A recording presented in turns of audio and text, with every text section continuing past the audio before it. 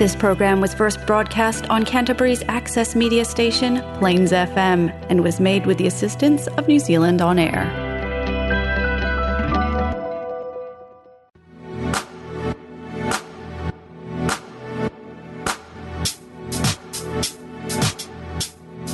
Hello everybody, and welcome to God is Not Absent, a podcast in which we share stories of faith in the lives of young people today. This podcast is hosted by me, Apurva Patelkana, a young woman who has embarked on her own journey with God and is incredibly curious to know if God really is as dead or as absent as many Westerners nowadays seem to think so. I'm hoping that as we continue to hear how God is evident in people's lives through this podcast, that you and I will both see how vibrant and real God is. Because if God really isn't absent, well then, that changes everything. And my guest this week is the wonderfully talented Jessie. Jessie and I know each other because we both go to Riccarton Community Church, in which Jessie is heavily involved. She's a church intern, a worship leader, she can play multiple instruments and sings beautifully, and she helps lead younger kids as well, who are also quite passionate about music. And Jessie is studying full-time too at university, so what a talented and capable woman.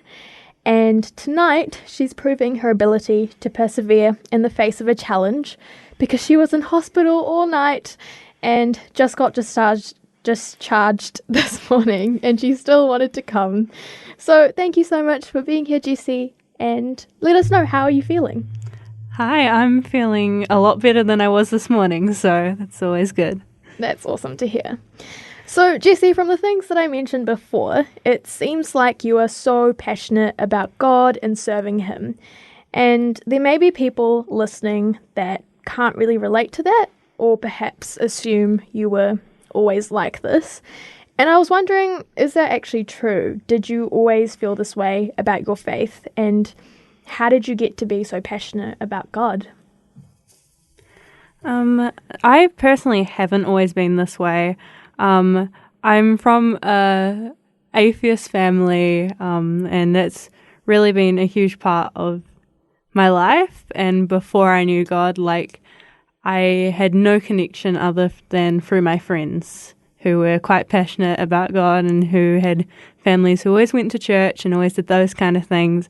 And I just did not relate to that at all. And they started inviting me to events such as youth groups and Easter camp. And for me, that was when I actually started developing my faith, was through being connected in a community of young people who openly discuss God and what He does in their lives. And Easter camp for me was such a huge moment. And just ever since, I've been getting more and more involved and really just loving it. That's so cool to hear. Yeah, so obviously music is a big part of your life. How does music help you connect with God? I feel as though for me, I've just always really been connected through music, especially in my faith. And as well as that, my first time experiencing God's presence was through worship and through worship songs. And for someone who didn't read their Bible, didn't even own a Bible, didn't know how to pray or how to talk to God, worship for me was just really easy to understand. And I've just been doing it now for years. I've been really connected through it, and the experiences that have shaped me through worship, I want to share those with other people and want to be able to encourage people in worship to really just focus on God and see what God can do for their lives. That's so good. That's so good. So you mentioned before that your parents aren't Christian. Has that been really hard to deal with? And I was really curious as to know how your family reacted to your faith. My family at first really didn't get it. So when I first wanted to go into youth group and those kind of things, they were quite skeptic and weren't really comfortable, and it took a lot of time for them to become comfortable with it. And even now, it's still a bit of a struggle with them. They don't exactly understand, but I've had some really cool experiences with them as well, where I've had my mum got really sick a couple years ago and needed quite regular appointments with specialist doctors. And they always said that it would be months and months before they could get an appointment, and because of how little there is in that area. And she would come to me and ask, could I pray for her? And she would get calls saying there's an appointment available this week, at the end of the week, if you want it, it's yours. Wow, that's so incredible to hear. Yeah, and so I guess that was one way that your mum was able to connect with God through you. But is it still, so does that mean that things have been improving in your family? Are they starting to understand your faith? I think so. It's not 100% clear. I think there's still moments where you can get into debates about why do you believe this, if this is this. Yeah. But they've been more accepting of it, and I often get asked questions that are actually not intended to be offensive towards my faith, and actually just be out of place of curiosity and openness, and that we can actually have just a really civilized conversation about it without it kind of being one end of the spectrum versus the other end of the spectrum. Yeah, totally. That's so cool to hear. But I actually think that that brings up a really interesting point as well, because I think heaps of other people fall away from their faith because they expect it to be really easy after they follow God, and they find it really confusing when they still go through suffering and hardship and they fall away from their faith. And I think something I really admire about your faith is that you have gone through things that are really tough. Right now, you just came from hospital and you're still here. That's so cool. And I guess I just wanted to know, do you still struggle with the same things that you did before you became a Christian? And how's it different now that you know God? I do still struggle with things. So I've had a lot of mental health battles for many, many years. As long as I can remember, I've struggled with anxiety. And I've gone through really low pits of depression. And there are still moments that I am affected by those things. But you learn that through God, there is healing, and there is a way that you can be at peace when it feels like the world is crumbling beneath you. I mean, for me, a lot of things that helped me as well, I like stuff like Bible verses and Bible stories where you can actually see Jesus and God speak about anxiety, depression, and that how real of issues they are, but also what we should be doing. And a lot of times it is about prayer, and about talking to people as well really helps. But it is still a battle, I think.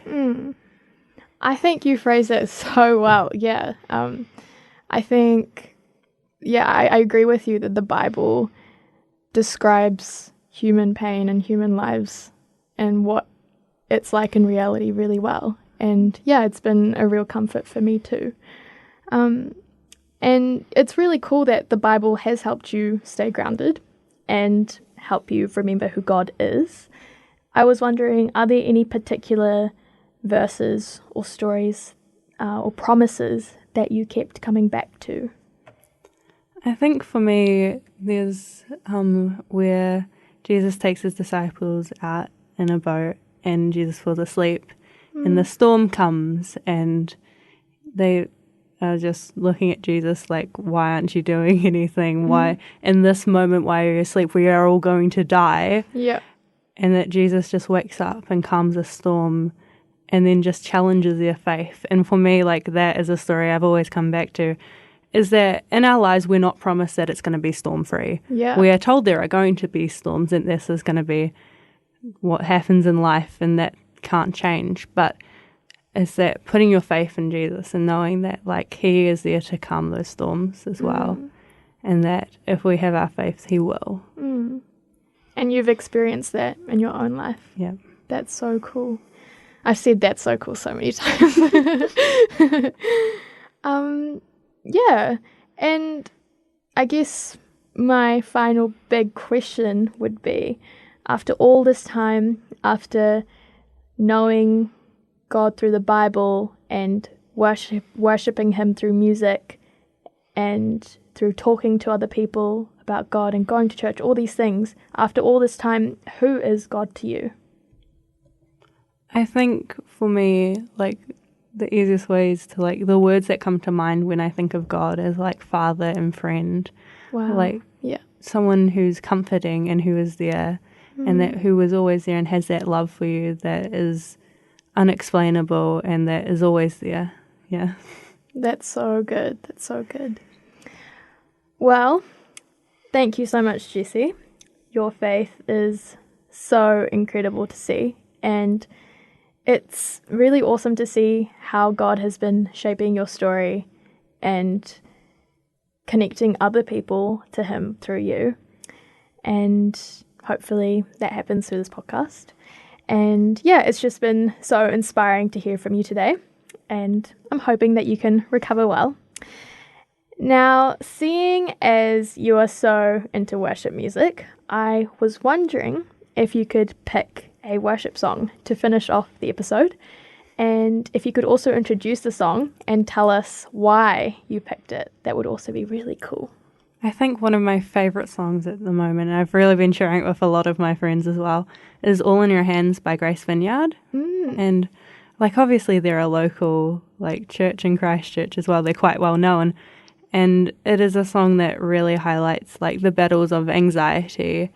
And for me, like it's just those constant reminders that like though I am weak, you are strong, and that you're not going to leave me, and that he is always with us. I think that's a really good place to finish, that though we are weak, he is strong and he's always with us. Well, I guess Jessie and I will say goodbye for now, and hopefully you guys will join us next time and enjoy the song. Goodbye!